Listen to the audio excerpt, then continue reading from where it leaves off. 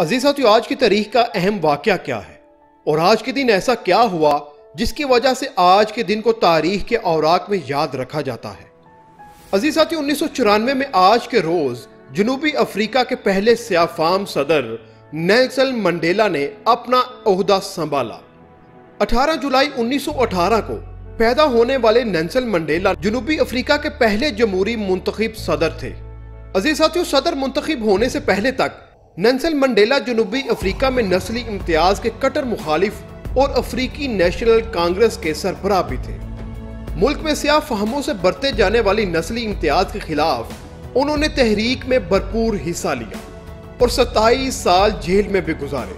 अजीज साथियों, Nelson Mandela को उनकी 4 तिहाइयों पर मुश्तमिल तहरीको खिदमात के एहतराफ में 250 से जायद एजाजात से भी नवाजा गया, जिनमें सबसे काबिल जिक्र 1993 का नोबल इनाम बराए अमन है। नवंबर 2009 में अक़वाम मुत्तहिदा की जनरल असम्बली ने 18 जुलाई को योम मंडेला के तौर पर मनाए जाने का ऐलान किया।